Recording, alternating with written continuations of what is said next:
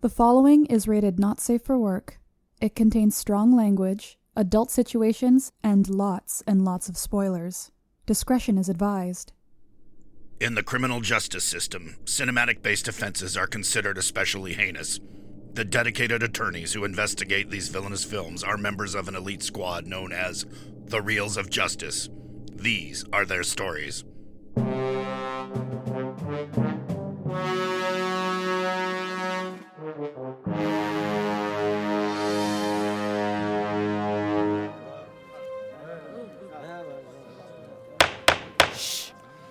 Order, please, order. The Reels of Justice is now in session. Judge porking on a semi-regular basis, Ryan Luis Rodriguez presiding. Your eyes for the Honorable Judge Rodriguez. I'm not gonna lie, that didn't make much sense. Be seated. I agree. Welcome to the Reels of Justice. Today we are hearing the case of The People vs. Jennifer's Body, a 2009 horror comedy film about a possessed high school cheerleader who preys on her male classmates and her friend that tries to stop her. For those of you unfamiliar with our court proceedings, we are here to determine if this film is guilty of being a bad movie. As always, in this courtroom, films are to be considered excellent until proven awful, and the burden of proof lies upon the prosecution to prove beyond a shadow of a reasonable doubt that this film is guilty. Mr. Big Ben Haslar, you're representing the prosecution. You may present your opening statement.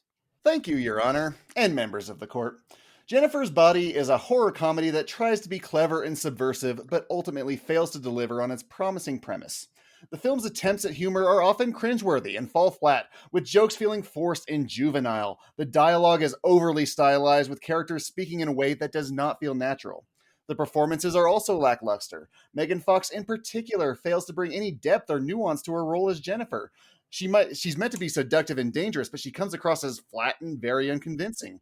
I don't believe that any of these people in this film are real. It's all very community theater. All characters lack depth.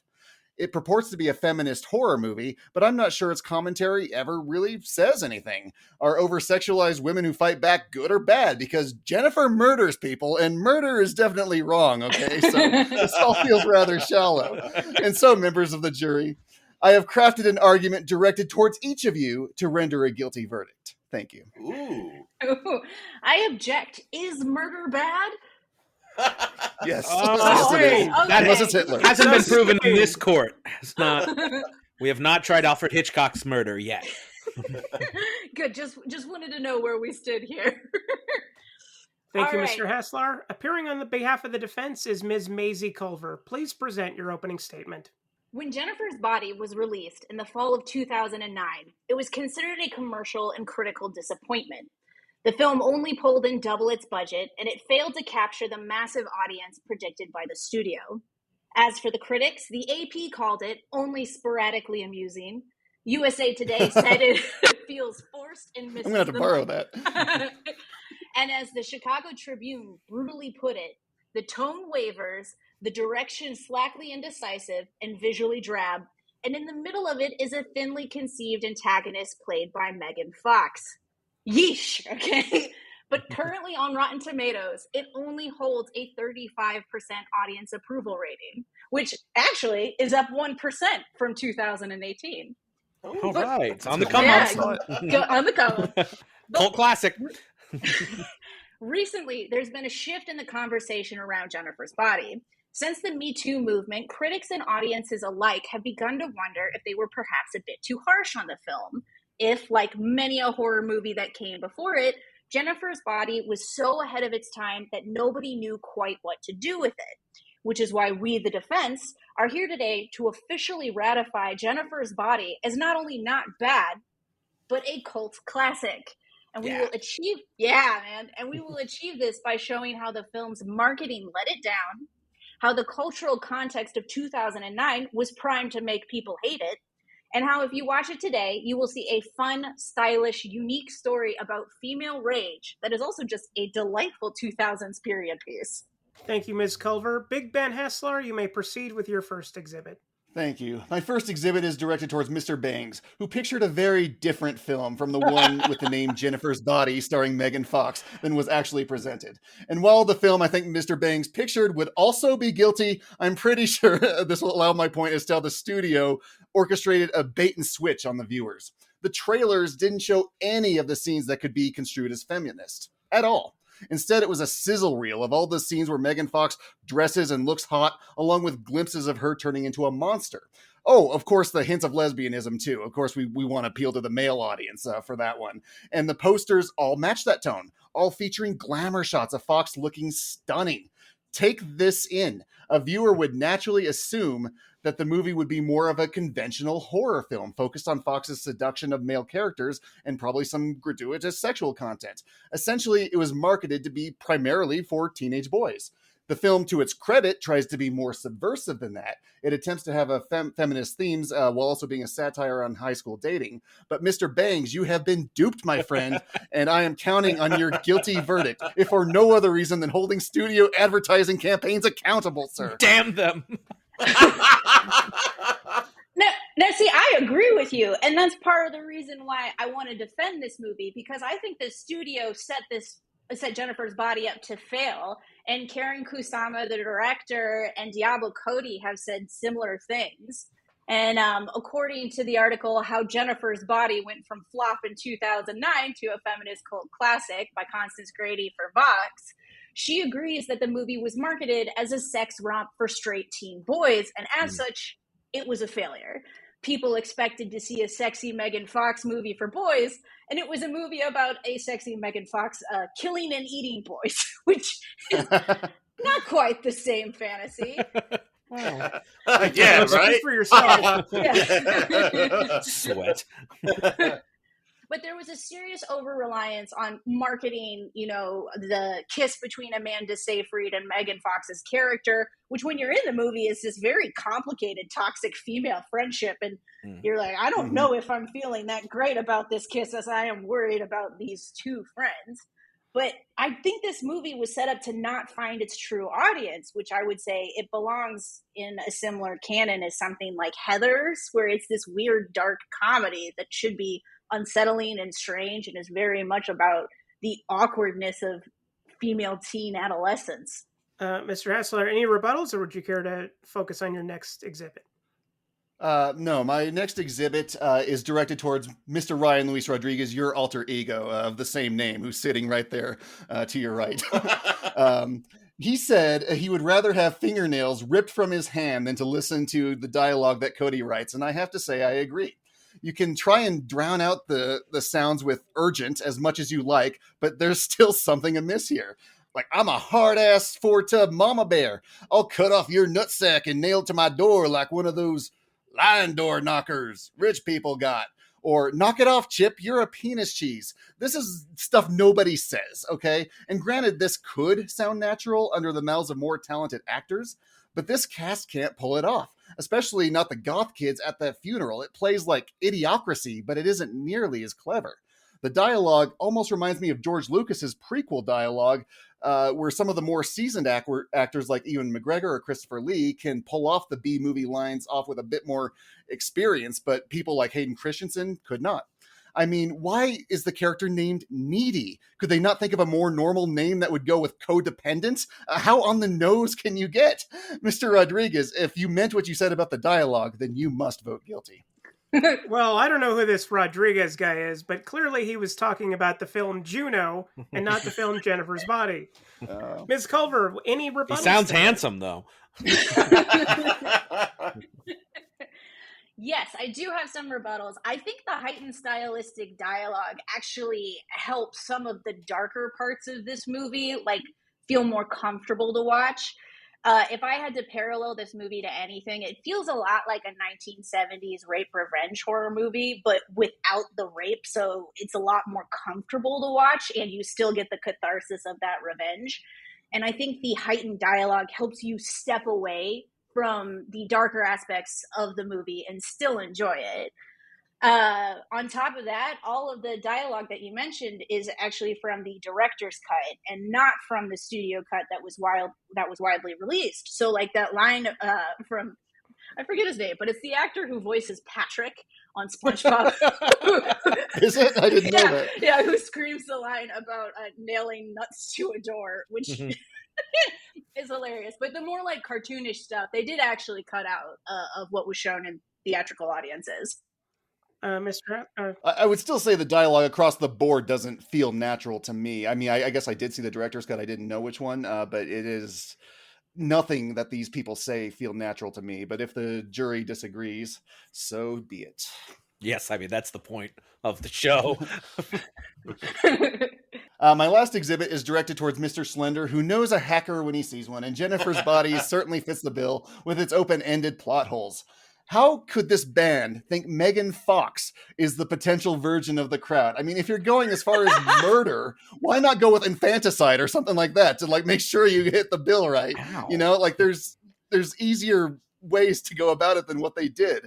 And her going into the van right after the bar like burns down also seems very inconceivable. And why does this whole nation care about this random bar burning down? I mean, even if it did have Star-Lord in it, with all the school shootings that we got, we still somehow forget school shootings within the week. So there's no way that this would happen. And why does Jennifer only attack boys? Yeah, I know commentary on feminism or whatever, but in the movie, what is the reason? It's never made clear other than, hey, guys want to do Megan Fox. So how did Jennifer's become possessed? That's another thing that it doesn't really hit the nail on the head with. It sort of says Devil's Kettle may have been a portal to hell, but it's never really explained. And how does Needy get succubus powers at the end? Again, never explained. She just says, hey, here's a nifty fact demonologists are aware of. But okay, if that were true, wouldn't we see a lot more super-powered victims walking around like all the people she attacked? Where did they get her powers from? It doesn't show up.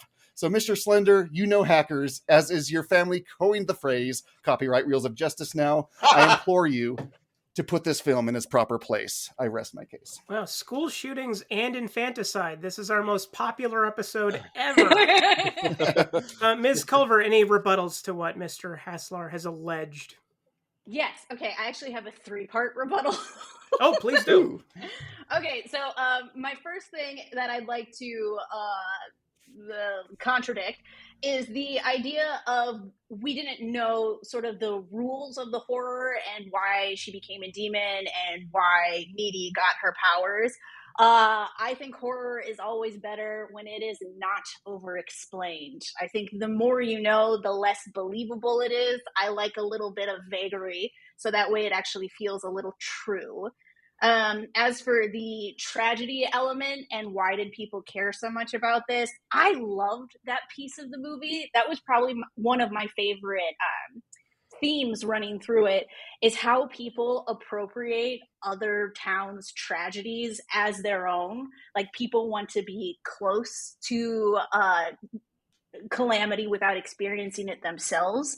This movie also came out of a post 9/11 context, and I think it was kind of mocking the over intensity. Like when Jennifer brings out the 2 shots that are the 2 towers, the 2 tower shot glasses.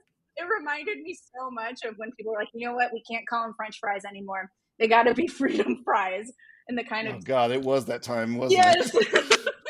Which was so painful. And I also love the idea of Low Shoulders' song that was dedicated to them just being entirely about, like, I'm still breathing now, which is just the shittiest possible response you can write to a tragedy where everybody else is dead.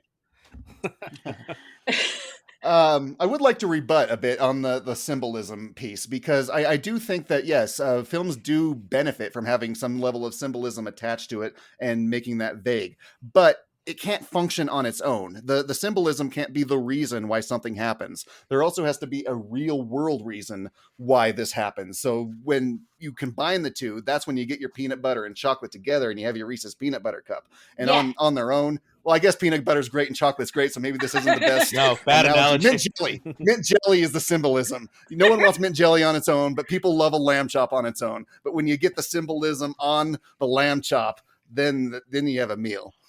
I agree with your previous point about the symbolism not existing on its own, and it has to in some way affect the plot. And I think it absolutely does, maybe not in reference to tragedy, but in reference to feminism. Because this movie watches very differently post Me Too. I think Jennifer's attack in the van, to quote that Vox article again, it's framed from the beginning as a potential sexual assault. And in a post Me Too world, the implications of this storyline are so uncomfortably familiar. You know, it's the story of a group of powerful men sacrificing a girl's body on the altar of their own professional advancement. And it is also the story of them using her torment as a bonding activity. So I think the reason why she comes and only attacks men after that happens is it's a subversion of this idea of men using a woman's body to give themselves power. And now she's doing the exact opposite. I'm not an eye for an eye person. I don't think that's the right way to respond. She's also not murdering the correct people. It's only me who does actually take So I don't need to sleep with one eye open tonight, is what you're saying? You're okay. Oh, thank you. Yeah. But no, I think this movie is just so much darker than I remember watching in terms of its themes. And I think when it hits there, it's like, oh, holy shit, this movie is a lot more powerful than I remembered. Mr. Haslar, would you care to share any terrible thoughts on Me Too? No, I yield, Your Honor. I do not want that clip on YouTube. No, thank you. Now that He's a the smart prosecution lawyer. has rested their case, Ms. Culver, you may have any exhibits that you have left. Okay, well, one of the exhibits that I actually wanted to talk about that has already been talked about is the trailer. I think that it was completely mismarketed. Another one that I wanted to talk about is the cultural context of when this movie came out. It came out in 2009, and both Diablo Cody and Megan Fox were on top of like such a huge mountain, and I think people were really primed to like shoot them down. I don't know if you guys remember, but there was a Stewie joke on Family Guy of season 8 where they're making fun of Diablo Cody after Juno, and they call her an overpriced call girl who got lucky once. You know? God. Yeah, I know, That brutal. sounds like Family Guy. But she was so successful so quickly that there was a backlash. And Megan Fox was just coming out of this supposed feud that she'd been having with Michael Bay, and people were thinking that she was ungrateful for how he'd helped her out in starting her role in the Transformers movies. And Diablo Cody has been quoted as saying like 80% of the press that came out about this movie was specifically about Megan Fox and her feud with Michael Bay. So just not even about the movie at all. And those are my final pieces of evidence. Okay. All sides have rested their cases. The attorneys will now present their closing arguments. Mr. Haslar, you may begin. Jenny, we've got your number, but who would have known that 8675309 would actually refer to the 8,675,309 reasons that this film doesn't stack up? Only a handful of which I could get in today. It promised us sex and gore, but gave us in return bad writing and bore. The story is inconsequential. I know most fans love it for its feminism spin, but it doesn't even really stack up. For me, codependence is bad, and so is murdering people. So just count the reasons for yourself in that deliberation room, sweet jurors, and please deliver a long overdue verdict of boo, cross out Jennifer's body. He didn't sing. He even had a song. And he's 75309. Thank you. Yeah, now that you've sung, thank you. Ms. Culver, please present your closing argument. Jennifer's Body is not a perfect movie. You know, there are some moments rewatching it where I did cringe. Like, if I have learned anything working in comedy, it's that edgy, offensive comedy rarely ages well. But it is a significantly better movie than how it was presented to us in 2009. Jennifer's Body was made for an audience it was not marketed to. It was released during a time in which there was heightened, not really justified bias towards both its writer and its star. And because of how it was released, people missed out on a unique hidden gem that tackled a lot of themes that are very relevant today. In a Vice article called Jennifer's Body Would Kill If It Came Today, the writer Frederick Blechert, I hope I pronounced that right, I don't think I did. He listened. I think you got it. Okay. Long time listener. Yeah. He compared the movie to Mean Girls and Ginger Snaps. And that canon feels like exactly where this movie belongs. You know, this is not a bad movie, not by a mile. It is a specific, unique movie that really speaks to adolescent femininity in a timeless way. Yet despite the fact that the conversation is shifting around this movie, you can still get like side eyes if you bring up liking it today. So many people besides myself have tried to defend this movie, but the Rotten Tomatoes score is still at 35% for the audience score. And if I was unfamiliar with this movie, that kind of review would make me not want to watch it. So, members of the jury, let us finally lay this case to rest and let this film sit with all the other horror films that were misunderstood when they were released. Jennifer's Body is not a bad movie. It is a cult classic. Thank you both. Members of the jury, Mr. Dylan J. Schlender, Mr. Maynard Bangs, and Mr. Nice Hardware Ace, Ryan Luis Rodriguez, you have all heard the facts concerning this case. It is now up to you to determine if this film is guilty of being a bad movie. The bailiff will escort you to the deliberation room to render your verdict. If you want a good movie about a horror about a body, you should see the one about the time I accidentally walked and saw my grandmother in the shower. Ugh.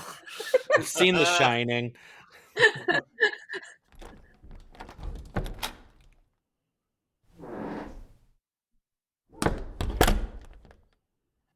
Okay, everyone. A very interesting case today. Very subdued. Very, very. Okay, everyone. All right. Now pull He out just your exited from his therapy session. Happy little pull out your cloud here. notes. Here, We're all special. We're all great people. Yeah. It sounds like an authentic foreman who's had a long day, is ready to be done. Thank you. No, I'm actually ready to just begin. So I think we had a very, very good case from Ben and I keep wanting to say Macy. It's not Macy. What It's is it? Maisie. Maisie. I'm sorry. It's I'm because the she's worst. amazing. Maisie. Wait, Yes. do I win by default because of that? No, it actually unfortunately. might Oh, hurt okay. you more. I'm sorry. We are going to have the bailiff escort you out of the deliberation room, though. I need my deserve smoking that. break.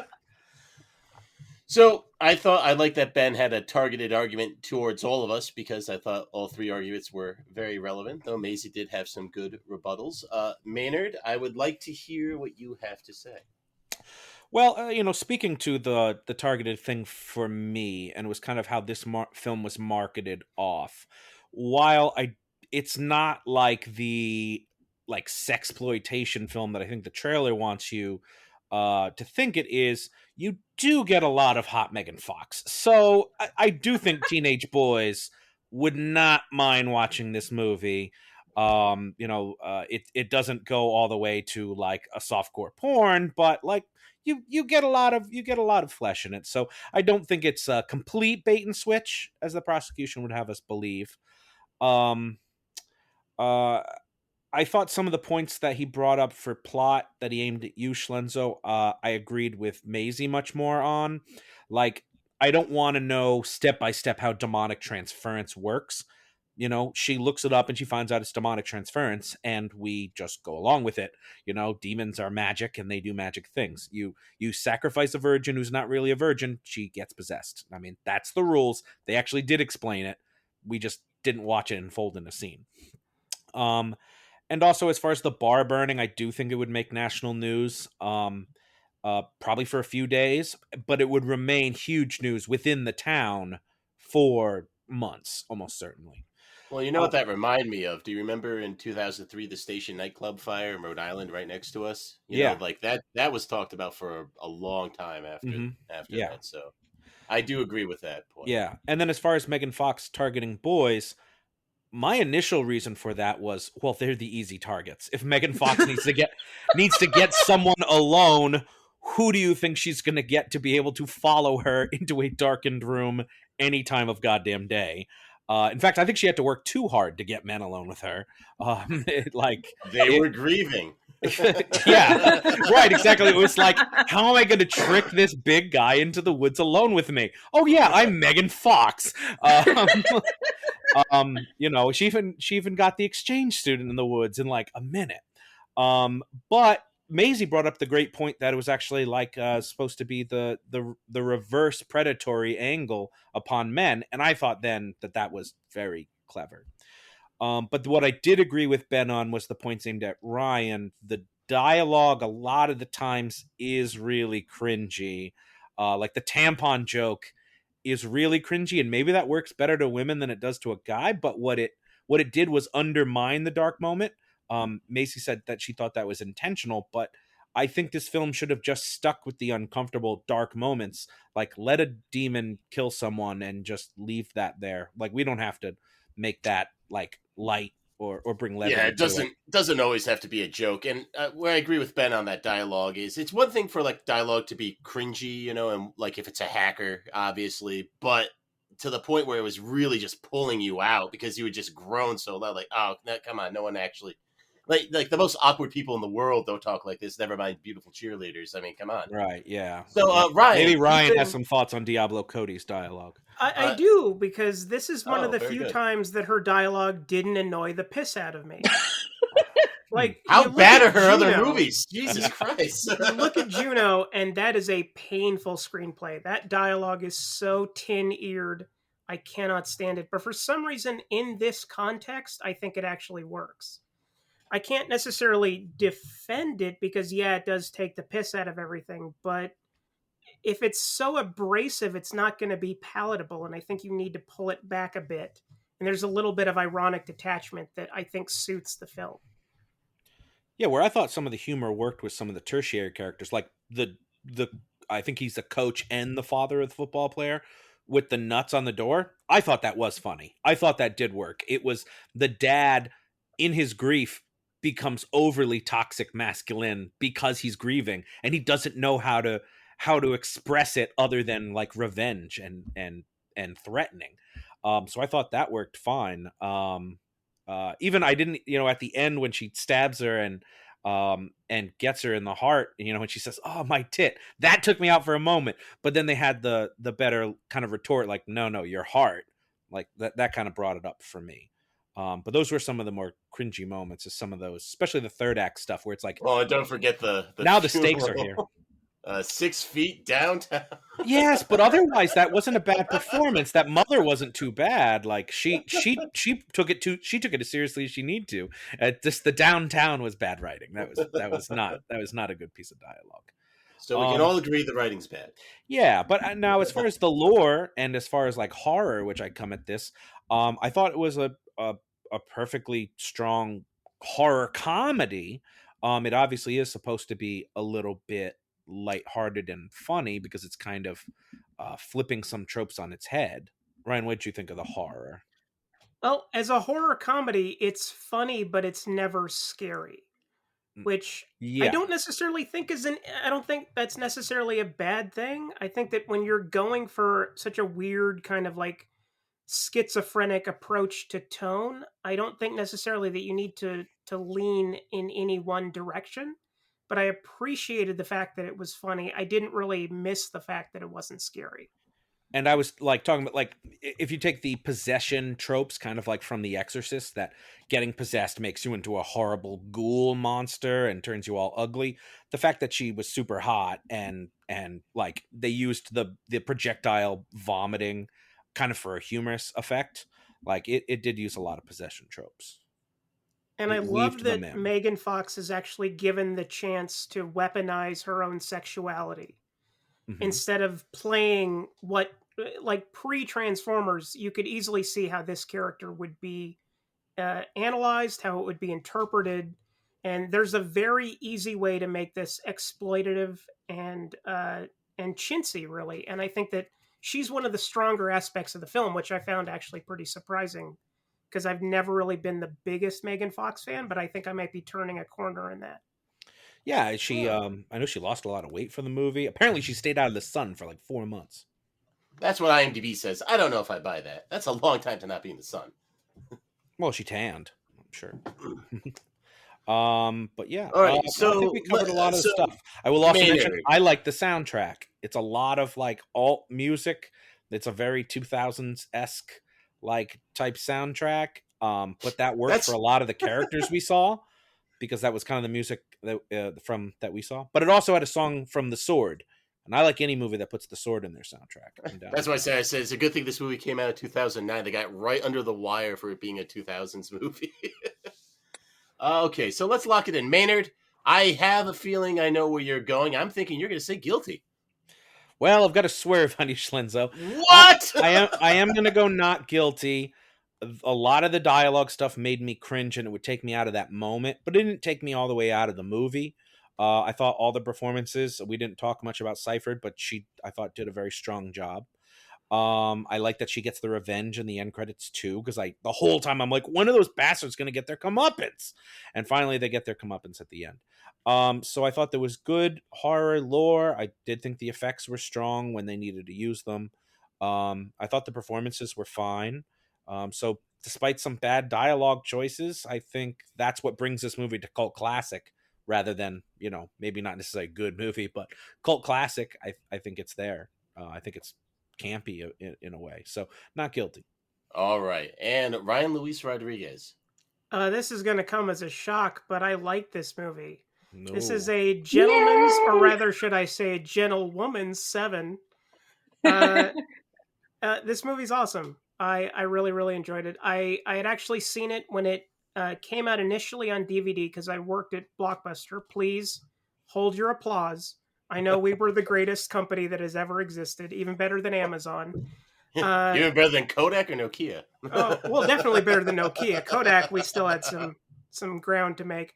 But yeah, I'm gonna have to go not guilty on this one. All right. Well, there we go. So for me, just to get on the record, I do think this is a hacker, and I enjoy it. But I couldn't in good conscience say that, it's not a bad movie. I would have gone guilty. But we're going not guilty what today. Makes it guilty to you? What is it that pulls it down all the way bad? It's definitely got to be the dialogue and the main performances. I just didn't think they were that strong. I did like the little bit characters. I thought they were good. But all the, interactions from any of the main characters with, any of the talking to the boyfriend in the park with Megan Fox, and then the aforementioned tampon jokes, stabbing the tit and things, that's all the stuff that brings it down to hacker. So I had to agree with Ben on those points. And again, it's a hacker. It's a bad movie I enjoy. I would watch it again, but it's guilty. But we are going not guilty. So let's get out there and tell that very handsome judge. There's a lot of butts there. Not too many butts.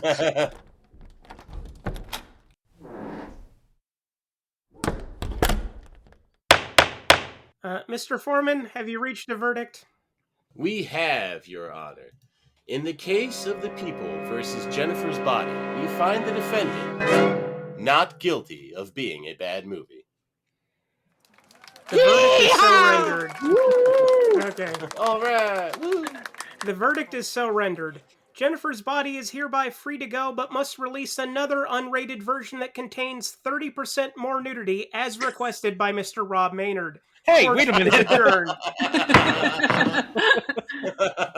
Yes, but it's going to be Patrick Starr's voice. That's 30% is zero. It's That's all his zero. nudity. So that means no new nudity. It's all his nudity.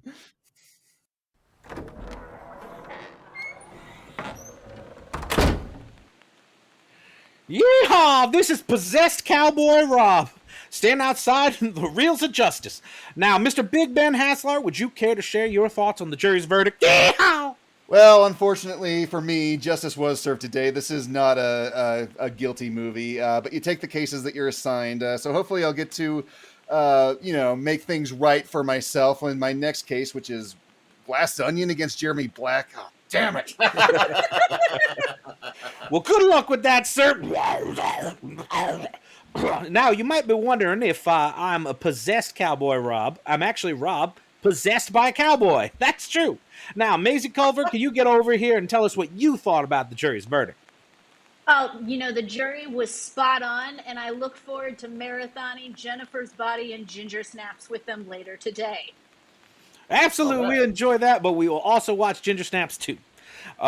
With the ginger snapping. And it has a name, I know it does. Anyway, thank you. That's all we have today from the Courthouse today. Let's get back to that studio for post-trial analysis. Yeehaw! Everybody watch where you step. He coughed up at least twice. Yeah, that's right. A lot of that is chewing tobacco, actually. Yeah, you're not supposed to swallow it. I did not know that.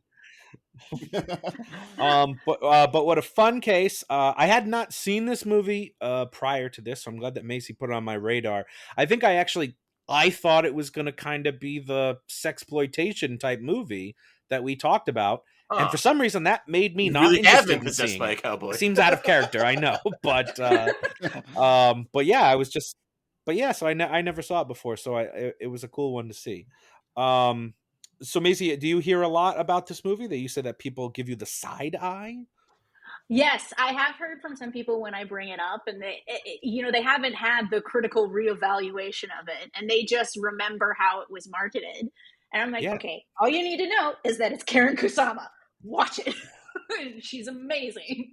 Yeah, that's probably is what it is. That people think it's a different movie than it really is, and so they kind of judge you on that. I could see that. Yeah, and I think they judge a book by its cover. Absolutely. And even the poster, if you look at it, it's like her in a cheerleading outfit that she doesn't wear in the movie, and then in the background it just says "Hell yeah!" And it's like, this is not what what was delivered. Yeah. It is too bad that Star-Lord died so fast. I was hoping we were going to get more Chris Pratt. I think he was still alive in it, because she mentions that she's sleeping with a cadet later. So yes. I think he's the type of cop who got out and abandoned everybody else. He also was in survival mode. I'm out of here, chumps. Well, I was doing like a bunch of like fantasy booking in the movie. Like I was thinking that the band that said it had helped people out, like the band was still inside and did help people out. And this was like demons in disguise that possessed her, like came up in the appearance of the band to help like kidnap her easier because she trusted them. But then the movie did not do that. So, I did expect Seaford to get possessed by the end, but I thought she was going to have the goth kids sacrifice her to Satan as a virgin so she could turn into a demon. But instead, she just got bit by the demon. So I had some fantasy booking that makes less sense. She got like the best. They both don't make sense. They both do make sense, but mine makes more sense than the bite, Ben. It's over your head. I mean, it's kind of like Amanda Seyfried gets like the best possible deal because she doesn't have to kill anybody, but she has demon strength, which I don't know. From what I know of horror movies, if you get power, it usually comes with some type of a cost besides being slightly moodier and swearing. And becoming a kicker, K-I-C-K-E-R. Yes, she's a kicker. That's the one that she... Kicker. We did say that a lot during the movie. I kind of assumed that she did need to eat, and that's why she hadn't been getting out of jail. Is it like she'd been only eating a Pop-Tart, right? She hadn't been eating. And then in the end, she decides that she is going to eat to get out. Oh. So she does get the weakness. Yeah, I assume she did. Oh, yeah, possibly when she eats low shoulder. Yeah. No, because she has to escape before she gets low shoulder. So she just chooses not to escape for some reason. She's got to narrate. That's what she does. Well, I think she needs to explain the story to us and then explain why she's breaking out. So that's why she's in prison so long, right? No, because you're saying she did anyway. So not if she kills low shoulder. They're dicks. They deserve to be eaten. Well, here's a question. Do you think she killed the guy who picked her up in the car? Lance Henriksen? I hope not.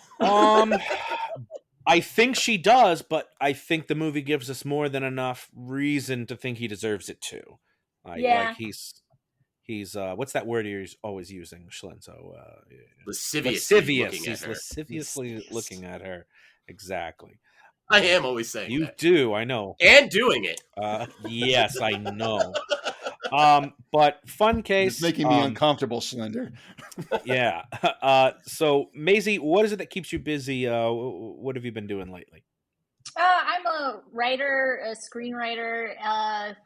Right now I'm working on a unreleased show on Peacock called Hysteria. I'm on the staff for that, and that's going to come out in October. And that's a show about the Satanic Panic. It should be very fun. And then I'm also like Dungeons and Dragons Satanic Panic? No. Yes, it's in the 80s. No, that's part of it. Yeah. Like the Satanic. But I thought you were. It's not like a mission in Dungeons and Dragons. No, yes, you're right. Christians were all afraid of Dungeons and Dragons because they thought you were summoning devils, which they kind of did to Harry Potter too later, and Pokemon. Yeah, essentially, that sounds interesting. It's really cool. It's three teenagers who are in a heavy metal band in the late 80s decide to pretend to be Satanists at the worst possible time in American history. If I would have just done it 5 years earlier, damn it. Well, I don't know. It would get you good publicity at the time. I would think that it would somewhat work out.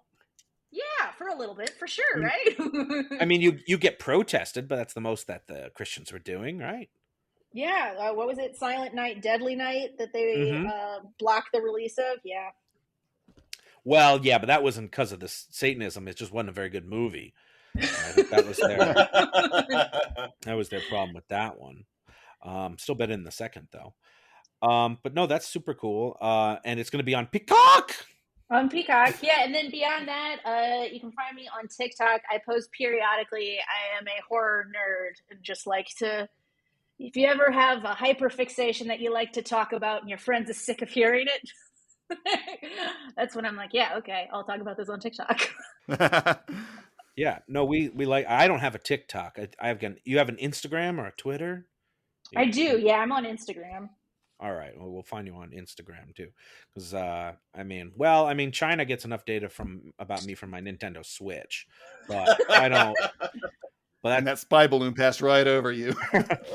That's true, but I need it to get that data. That poor balloon. It was a victim, man.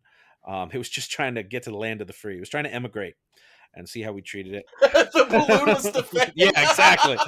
And then we shut it down.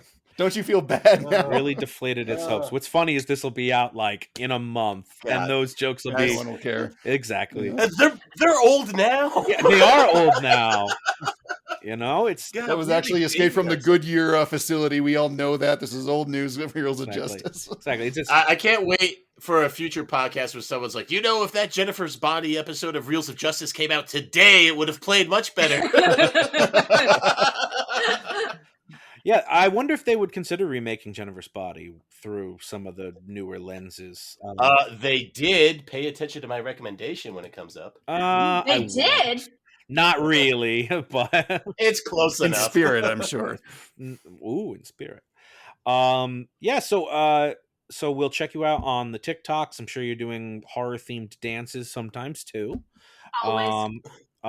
And we'll follow you on Instagram for stuff. We always like sharing some of our controversial horror opinions, but I can't think of one right now. It's maybe because it's too late in the Grudge day. remake in America is a good movie. The first one. What was it? The Sarah Michelle Gellar one. Yeah, the first Grudge. I think most people are fine with that. Oh, the Grudge, yeah, the American one. I like it. Yeah, but can you defend the 2015 one, Ben? I will try. I will do my darndest. Is the American one the one where the girl loses her lower jaw and walks up a set of stairs? Because that's like one of the scariest things I think I've ever seen in a horror movie. Yeah, I mean they stole that from the original, but yeah. Oh, okay, yeah, that freaked me out. I think part of that is just the instant backlash people have to remakes. Yes. Well, no, they were expecting The Ring, and they didn't get it. They got something that was very Japanese. Well, yeah, because how do you tell the Grudge story out of that culture? Exactly. Same with like One Missed Call. That's just that's part of their ghost lore. Anyway. Well, what's that Daniel Radcliffe movie where he's in England and there's the black ghost? The Woman lady? in Black. Yeah, the Woman in Black, Woman in which Black. is also a remake. That's a very Japanese style ghost story, but they takes place in merry old England. Yeah, the longest running stage play in London's West End. The Woman in Black. What's your hottest of takes though against the horror genre? Do you like Halloween Ends? You can tell us. My oh wow. Well, I always use Malignant as my temp test. Mm-hmm. If somebody does not like Malignant, I'm like, okay, you don't have fun. Yeah. We found it not guilty in this courtroom. Not guilty here. It's a terrific movie. I love camp. I love over the top. I guess the most controversial opinion I have is I often consider psychological thrillers horror movies. I think the thing I've been yelled at the most on TikTok is that I will consider Seven a horror movie and Silence of the Lambs a horror movie. And I'll just get hundreds of comments telling me I'm wrong. But I think it's borderline. I do get the argument. To me, there's big genres, and thriller is under the umbrella of horror, right? There's like horror, drama, comedy, and then after that, you can break it down into your little minutia.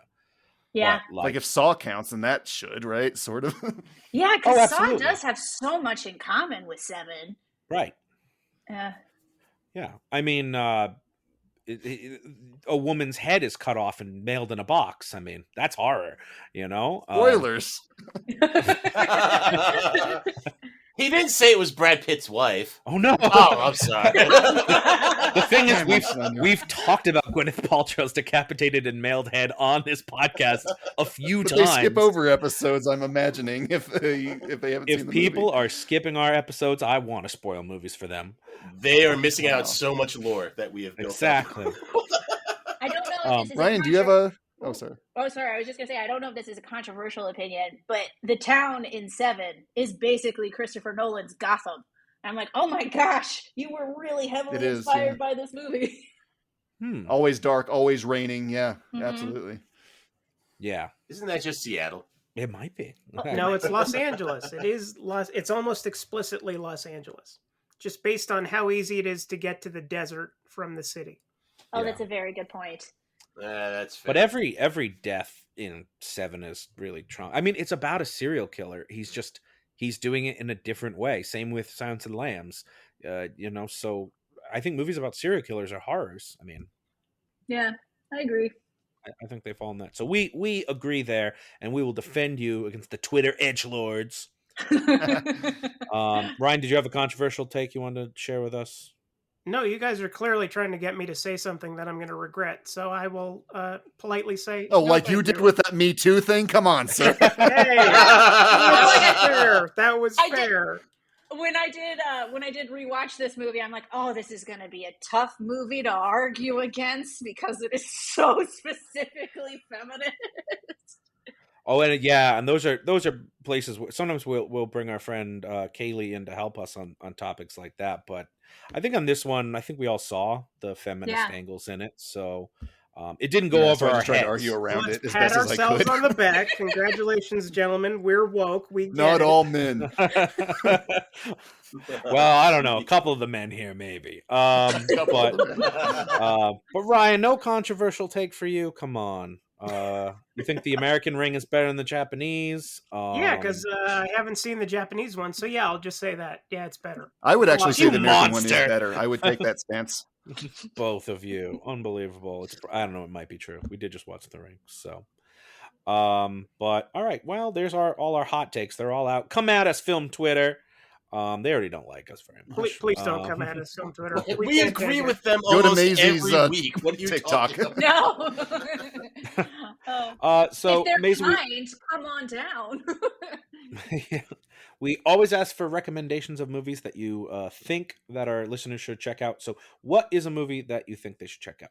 Okay, so this is such an obvious recommendation, but I'm on a kick right now where I'm going through the list of all the movies that I should have seen but have still not seen. And I just watched The Sting. And it is really good. Who knew? Paul Newman knows People more back than when we're right. knows more than just his salad dressing. It's amazing. What about it really struck you? Well, it's interesting watching a con movie that is the prototype for every con movie I've seen after it, being like, oh, that's where they got it. I'm like, and it's also, it's interesting to see how quickly scams are resolved in a 70s con movie versus, Ocean's 11. You think you've got it, but there's going to be 6 complications, but there's only 1 complication in The Sting, and it's great. Nice. No, I like that. We've done the original Ocean's 11 versus the remake, but I think we did find in favor of the remake. Interesting. As we better have. No, I still disagree. Ryan paid me $20. Still disagree. I disagree, and I had to argue for it. Exactly. So I love the original. Maybe still some contention around those, but nothing we can do about it, unfortunately. Besides, our appeals process is besides very ruminate bitterly. So Big Ben, what is your recommendation? I'm going to recommend one of the earliest films to feature a strong female lead and one that arguably touches on feminist themes as well, and say you should check out 1928's The Passion of Joan of Arc. Do not let its age deter you, because the performance made by Maria Falconetti as Joan is absolutely haunting. The actress appears to put herself through the emotional ringer in this portrayal. The film is based entirely on the still surviving and well-documented records of the actual trial of Joan of Arc, and takes you from the opening statements through the burning at the stake that she had to endure. And throughout, especially to our modern eye, you can see the manipulation and twisting of the words that the English church court, who clearly had political reasons to take down the French military leader and symbol, did, but also through the charges of heresy, making Joan's cross-dressing a focal point in their argumentation. Courts of the older white men making decisions for how women and minorities should behave is unfortunately a theme throughout our history. And Joan of Arc is undeniably one of history's most interesting figures, and to my mind, this film does her justice. The Passion of Joan of Arc is streaming on HBO Max, the Criterion Channel, or barring either of those, Freebie. Not Freebie. You know why I can't be used Freebie. It's all in French, right, Ben? It is a French film, but you can find it like subtitled. So, but it's a silent film as well. So, well, then I guess it's not in French. But yeah, like the placards are in French, but then they'll have the subtitles. They should have just made new placards. Whatever. I guess if that's the way they want to do it. I don't know. Then Film Twitter would be going all about the placards, wouldn't they? Film Twitter doesn't care about silent movies. They just care about the latest Marvel movie. Ryan, what is your recommendation? I want to recommend a movie that no one has ever recommended on this show before, and that's The Passion of Joan of Arc. Oh, shit. Damn it. No, instead, my recommendation this week is actually on topic, boasting Diablo Cody's finest screenplay, and that's 2011's Young Adult. Charlize Theron delivers a masterful performance as the world's most flaming train wreck of a human being who destroys literally everything she touches. Literally. I'm using that word properly. If you want to see something award-worthy that took home absolutely nothing, look no further. It's so deeply unsettling, but impossible to look away from. Young Adult is, like Jennifer's Body, currently streaming on HBO Max. Great movie. And Maisie, what were you going to say about Passion of Joan of Arc earlier? Oh, I was going to say I wasn't convinced until Ryan recommended it. Yes, I agree. I was a little shaky because Ben, a lot of times it's foreign movie this and foreign movie that. But if I know I like Maisie for a reason. I knew it. I see how it is. But when Ryan decides to recommend a movie you have to read, that's saying something. Because a reading is boring. And it's Theron, really. I've been saying Theron. Been making an idiot of myself. I think he was just putting a little stank on it. And we've all been laughing at you. Were you putting stank on it? Right, guy? You can a lot of stank, sure. All right. I genuinely don't know. I think it's Theron. I think it is. I think it's Theron, but I could be wrong. I have no idea. Let's call the whole thing off. Lenzo, what have you got? My recommendation is going to be very on the nose tonight because I'm recommending My Best Friend's Exorcism. Yes. It is very much in the same vein as Jennifer's Body, but to me it feels a little more polished. It is riding that Stranger Things wave as it takes place in the 80s and really revels in it, but still it delivers on some creepiness and some comedy. I wouldn't say it's as strong as something like Freaky or Happy Death Day, but it surely belongs in that conversation. So if you want more high school horror hilarity, give this one a watch as it's streaming on Amazon Prime. Support your local library. Nice. Now, it's not the director of Happy Death Day, right? He produced it? I think he's produced it, or they were at least aping him, but I think he's the producer of it, yeah. But it's very much that kind of feel. So if you like those movies, this is a good third one if you want to do like a little movie night, you and your girlfriends, you're doing the mani-pedis, you want to watch the horror movies, bam, you got them. Nice. Well, I'll send us on home. My recommendation is also in a similar vein, and it's a special one for me because I caught a couple scenes of it on TV one afternoon after school, and it sort of freaked me out, and I spent years trying to track down the name of the movie. Because I changed channels. I never saw it again. And I Googled vague descriptions of what I could remember, and I never had any luck. And then finally, about a year ago, I tried again, and this time I got a result. And the name of the movie was Girlfriend from Hell from 1989. Ooh. It turns out that, despite kind of traumatizing me as a kid, it's actually kind of a screwball comedy. It stars Leanne Curtis of Critters 2 fame as a geeky, shy high school girl who gets transformed into a total bombshell when she becomes possessed by Satan. and uses her newfound charms to seduce the souls out of every boy in town. Again, it's a comedy, and a very 80s comedy at that, featuring its own theme song played under the opening credits, which is really a tradition that I think modern comedies should reinstitute. Maybe every movie should have a theme song with the title being sung. Girl from Hell is not streaming anywhere, but thankfully some kind-hearted individual has uploaded the entire film to archive.org, possibly ripped from a Laserdisc. I don't know. However, if you'd like to support physical media and add it to your collection, Ryan, Vinegar Syndrome recently released a special edition Blu-ray. Ryan. What would Vinegar Syndrome even look like? I don't understand. I mean, Vinegar Syndrome? You drink too much vinegar. That's the name of the company. Not going to feel good. It's like Vinegar Syndrome has to do with like the way that film is preserved or something like that. That Ryan sounds would good. know. Yeah, let's go with that. Come on, Ryan. Okay. Ryan, did I mention Dana Ashbrook plays a featured role? Ooh, got me Yes, interested. There you go. He's some sort of heavenly bounty hunter. Or something. Ooh. What? I've been saying Ash Brock. Why did anyone tell me? We all thought it was funny. And I got away with Maria Falconetti just with no problem. That's true. And with that, we are all at a show, but we want to thank our guest, Maisie Culver, for joining us. Thank you so much, Maisie.